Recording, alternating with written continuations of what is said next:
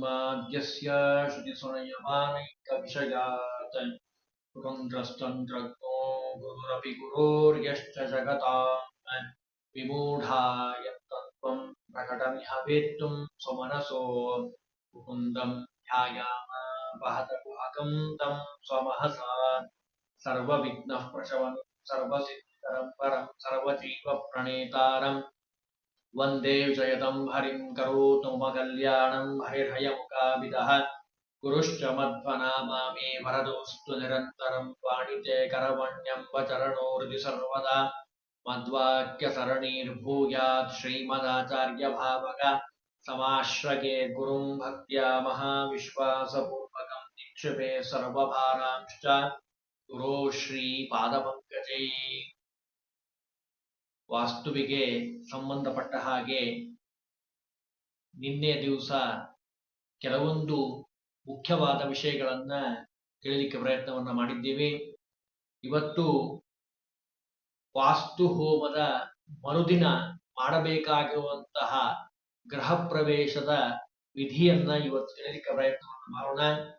ವಾಸ್ತು ಹೋಮ ಎಷ್ಟು ಪ್ರಾಮುಖ್ಯತೆಯನ್ನ ನಾವು ಕೊಡ್ತೀವೋ ಅಷ್ಟೇ ಪ್ರಾಮುಖ್ಯತೆ ಗೃಹ ಪ್ರವೇಶದ ಮುಹೂರ್ತ ಭಾಗಕ್ಕೆ ಇದೆ. ಜ್ಞಾನಿಗಳ ಹತ್ತಿರ ಹೋಗಿ ಶುದ್ಧವಾದ ಒಳ್ಳೆಯ ಮುಹೂರ್ತವನ್ನ ನಾವು ಪಡೆಯಬೇಕು.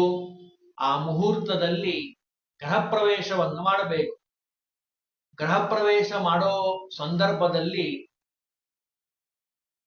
ಕೆಲವೊಂದು ಸೂಚನೆಗಳನ್ನ ತಿಳಿಯಬೇಕು. ಈ ಎಲ್ಲಾ ಸೂಚನೆಗಳನ್ನ ಪಾಲಿಸಬೇಕು. ಆಗ ಆ ಗೃಹ ಪ್ರವೇಶ ಮಾಡಿದ್ದಕ್ಕೆ ಪೂರ್ಣವಾದ ಫಲ ಬರಲಿಕ್ಕೆ ಸಾಧ್ಯ.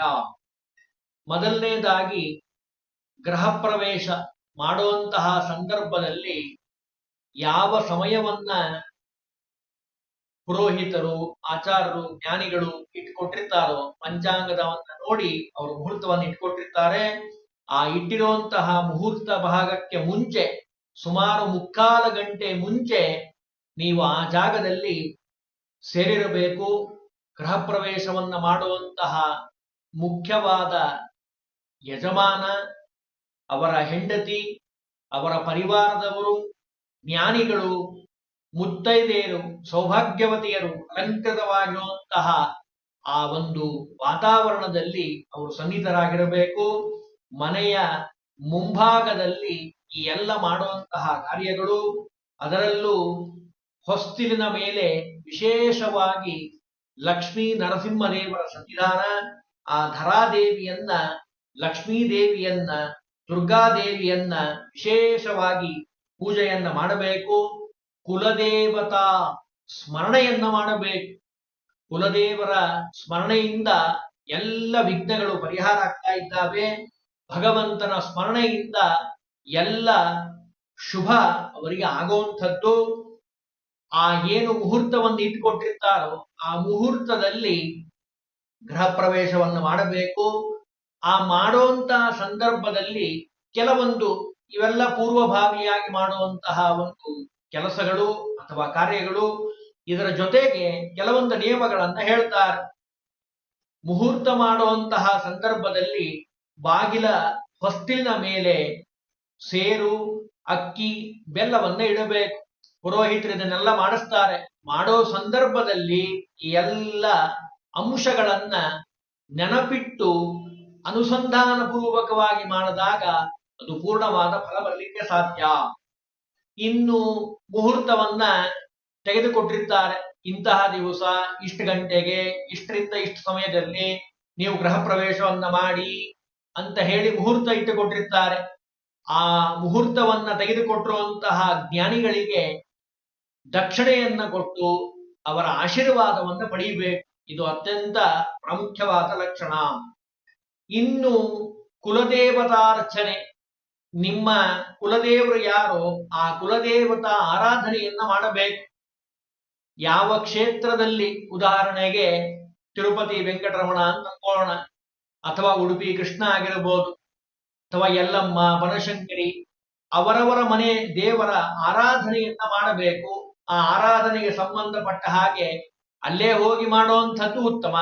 ಅಥವಾ ದಕ್ಷಿಣೆ ಯನ್ನ ಆ ಯಜ್ಞದ ಭಾಗವಾಗಿ ಅಲ್ಲಿಗೆ ಸಮರ್ಪಿಸುವಂಥದ್ದು ಅತ್ಯಂತ ಶುಭದಾಯಕವಾಗಿರುವಂಥದ್ದು ಅಂತ ಹೇಳ್ತಾರೆ. ಎಷ್ಟೋ ಜನ ಜ್ಯೋತಿಷ್ಯಕಾರರ ಹತ್ರ ಹೋದಾಗ ಅವ್ರು ಹೇಳೋದುಂಟು, ಇಲ್ಲ ನೀವು ಕುಲದೇವತಾ ಆರಾಧನೆಯನ್ನು ಮಾಡಿಲ್ಲ, ಕುಲದೇವರ ಪೂಜಾ ಬಿಟ್ಟಿದ್ದೀರಿ, ಹಾಗಾಗಿ ಎಲ್ಲ ತೊಂದರೆ ಆಗ್ತಾ ಇದೆ ಅಂತ ಹೇಳಿದ್ದನ್ನು ನಾವು ಕಾಣ್ತೀವಿ. ಹಾಗಾಗಿ ಕುಲದೇವತಾರ್ಚನೆ ಅತ್ಯಂತ ಕಡ್ಡಾಯ. ಆ ಊರಿನವರು ಬಂದು ಬಿಟ್ಟಿದ್ರೆ ಅವರಿಗೆ ಆ ಹಣವನ್ನು ತಲುಪಿಸ್ಬೋದು, ಅಥವಾ ದೇವಸ್ಥಾನಕ್ಕೆ ಹೋಗೋ ವ್ಯವಸ್ಥೆಯನ್ನ ಹಣಕ್ಕೆ ಮಾಡಬೇಕು. ಆ ಹಣ ದೇವರಿಗೆ ತಲುಪೋ ಹಾಗೆ ವ್ಯವಸ್ಥೆಯನ್ನ ಮಾಡಬೇಕು ಅಂತ ಹೇಳ್ತಾರೆ. ಅದು ಕುಲದೇವತಾ ಆರಾಧನೆ ಅತ್ಯಂತ ಅವಶ್ಯಕ.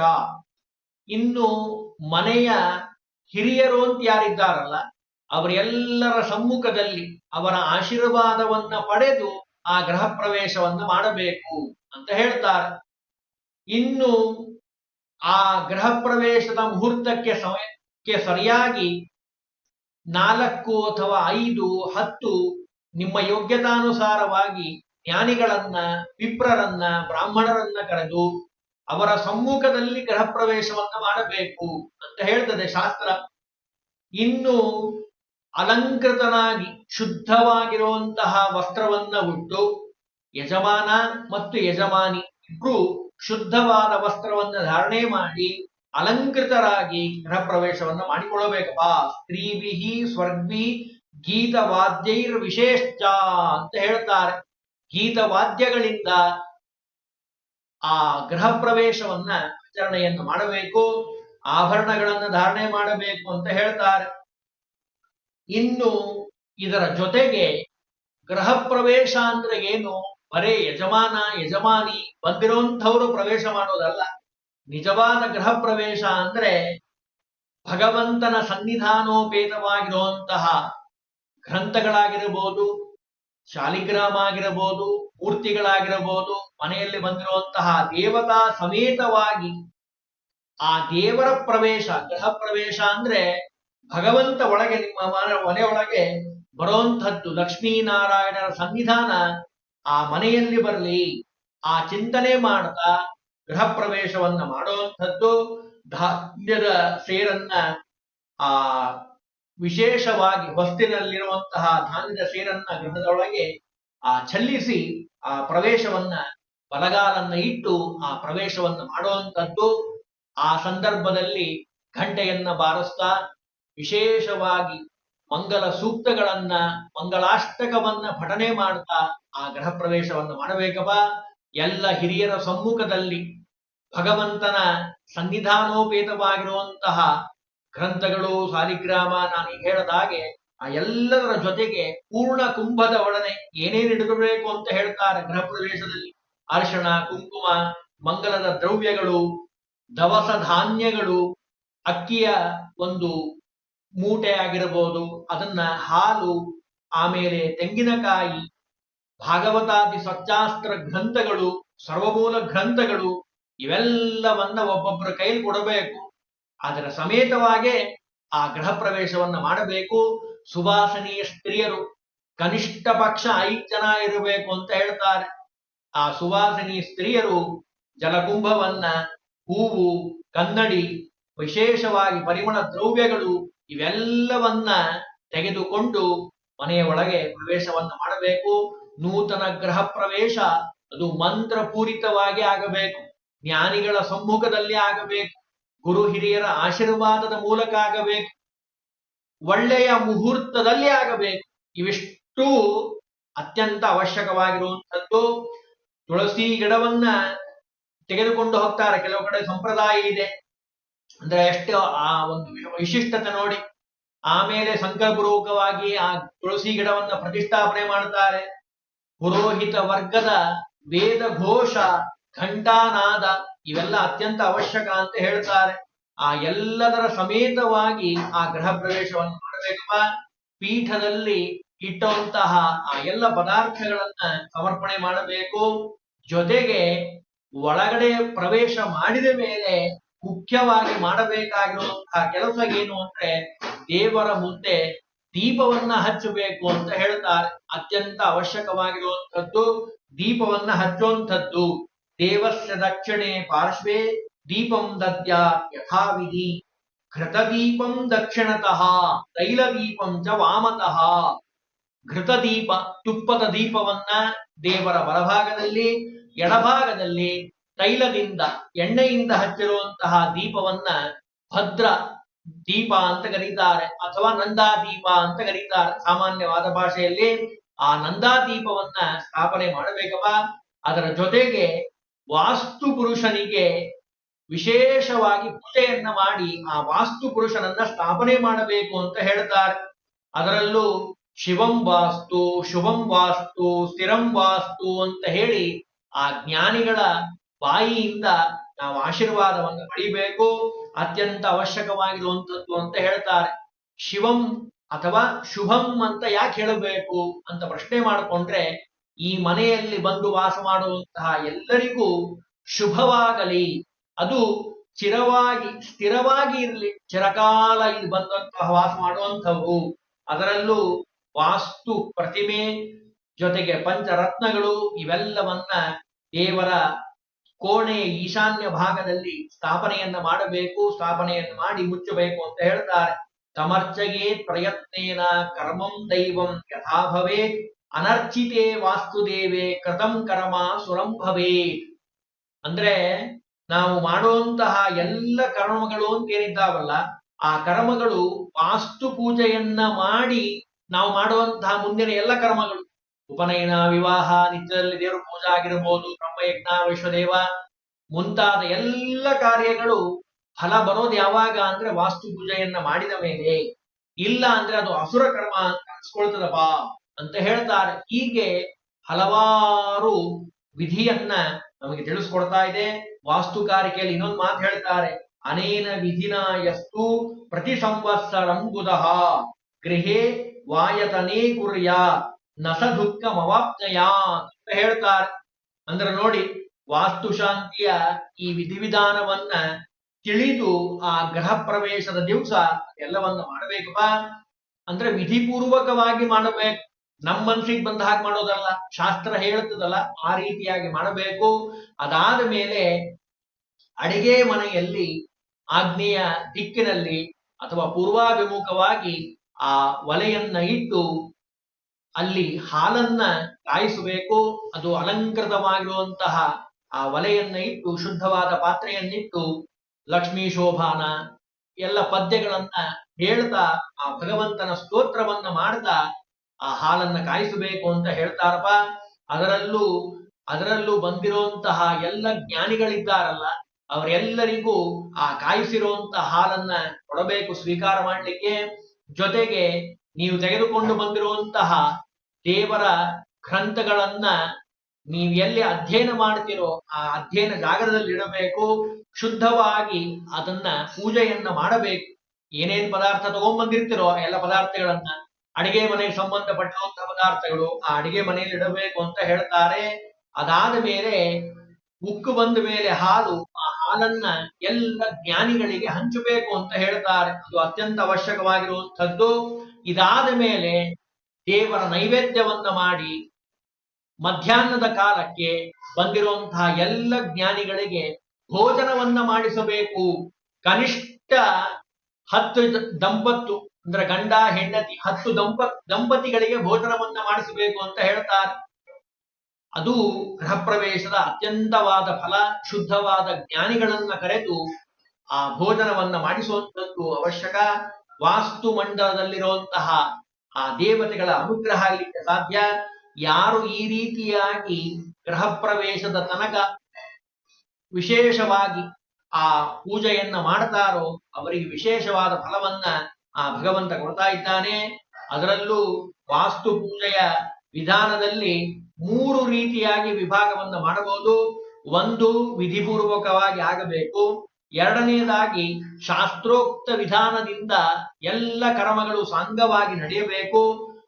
ಜೊತೆಗೆ ಮೂರನೇದಾಗಿ ಅತ್ಯಂತ ಅವಶ್ಯಕವಾಗಿರುವಂಥದ್ದು ಶಾಸ್ತ್ರದ ವಿಧಾನಾನುಸಾರವಾಗಿ ಆ ಬಂದಿರುವಂತಹ ಗೃಹ ಪ್ರವೇಶವನ್ನ ಮಾಡಿಸಿರುವಂತಹ ಜ್ಞಾನಿಗಳಿಗೆ ದಕ್ಷಿಣೆಯನ್ನ ನೀಡಬೇಕು.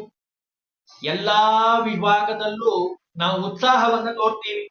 ಆ ಮನೆಯ ಒಂದು ಅಲಂಕಾರ ಮಾಡೋದ್ರಿಂದ ಹಿಡಿದು ಎಲ್ಲಾ ವಿಭಾಗದಲ್ಲೂ ತಳಿದು ತೋರಣಗಳಿಂದ ಹಿಡಿದು ಅಡಿಗೆ ಮಾಡೋದ್ರಿಂದ ಹಿಡಿದು ವಸ್ತ್ರ ಆಭರಣ ಎಲ್ಲದಕ್ಕೂ ನಮಗೆ ಸಮಯ ಇದೆ, ಹಣ ಇದೆ.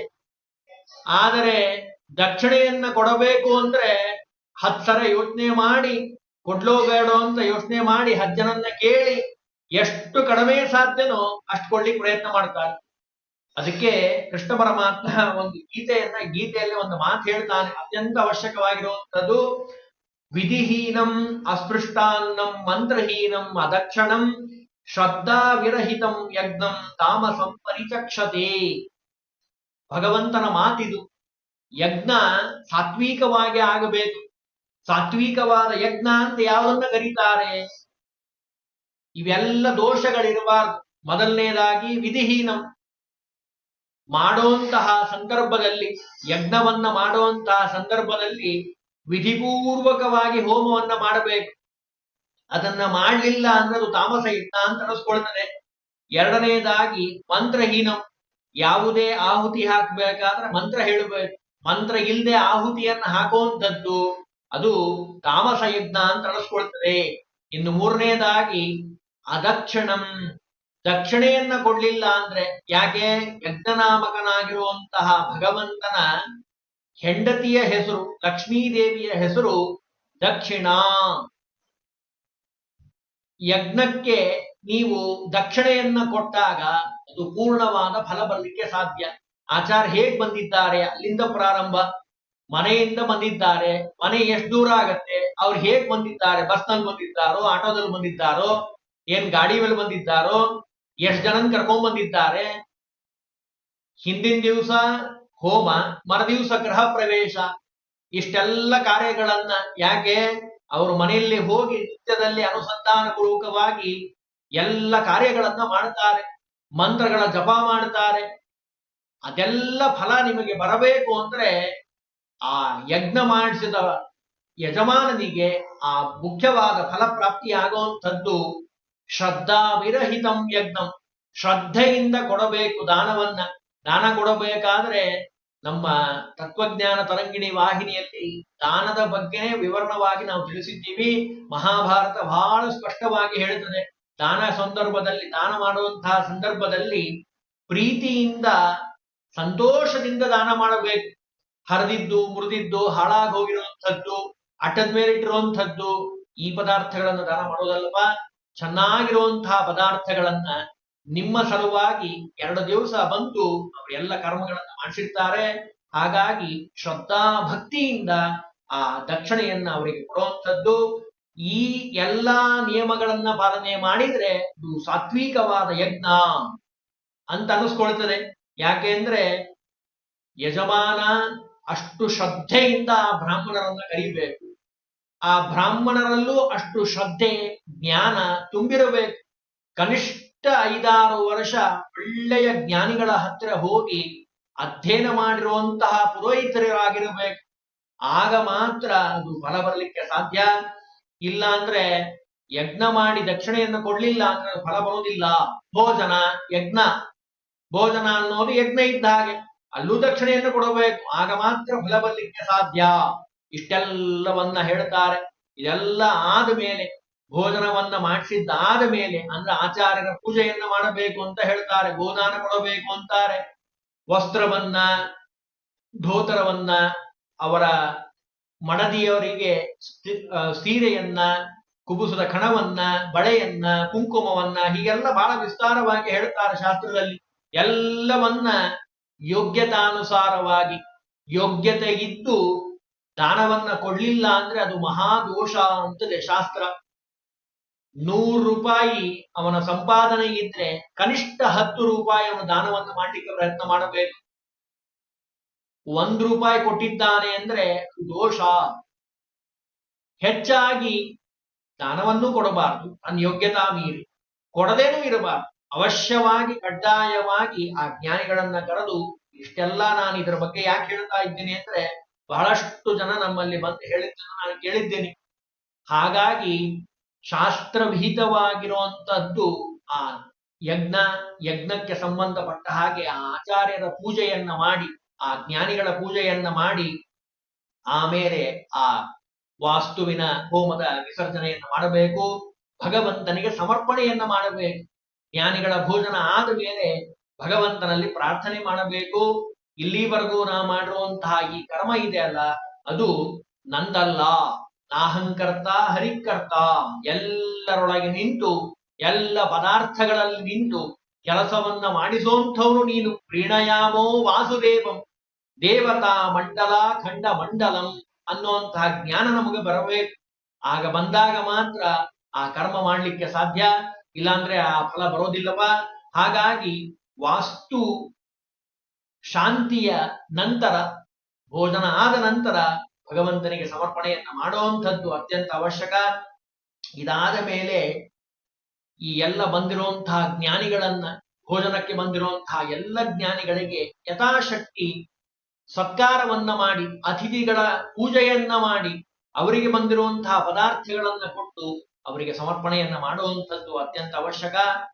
ಈ ರೀತಿಯಾಗಿ ಯಾರು ವಿಧಿಪೂರ್ವಕವಾಗಿ ಗೃಹ ಪ್ರವೇಶವನ್ನ ಮಾಡುತ್ತಾರೋ, ಸಂಕ್ಷಿಪ್ತವಾಗಿ ತಿಳಿಲಿಕ್ಕೆ ಪ್ರಯತ್ನವನ್ನ ಮಾಡಿದ್ದೀವಿ. ಇನ್ನೂ ಬಹಳಷ್ಟು ವಿಷಯಗಳಿದೆ.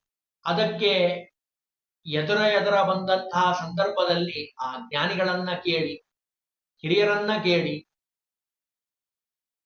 ಆ ಗೃಹ ಪ್ರವೇಶವನ್ನ ಮಾಡಿದ್ದೇ ಆದ್ರೆ ಭಗವಂತನ ಅನುಗ್ರಹ ಆಗ್ಲಿಕ್ಕೆ ಸಾಧ್ಯ, ವಾಸ್ತು ದೇವತೆಗಳ ಅನುಗ್ರಹ ಆಗ್ಲಿಕ್ಕೆ ಸಾಧ್ಯ. ಭಗವಂತನ ಅನುಗ್ರಹ ಎಲ್ಲೂ ದೇವತೆಗಳು ವಾಸ ಮಾಡುತ್ತಾರೋ, ಎಲ್ಲಿ ವಾಯುದೇವರು ಲಕ್ಷ್ಮೀದೇವಿ ಭಗವಂತ ವಾಸ ಮಾಡ್ತಾನೋ, ಅಲ್ಲಿ ಎಲ್ಲಾ ರೀತಿಯ ಅಭಿವೃದ್ಧಿ ಅವರಿಗೆ ಕಾಣ್ತಾ ಇದೆ. ಹಾಗಾಗಿ ಈ ರೀತಿಯಾಗಿ ಆ ಗೃಹ ಪ್ರವೇಶವನ್ನ ಮಾಡಿ ಭಗವಂತನ ಅನುಗ್ರಹಕ್ಕೆ ಪಾತ್ರರಾಗಬೇಕು.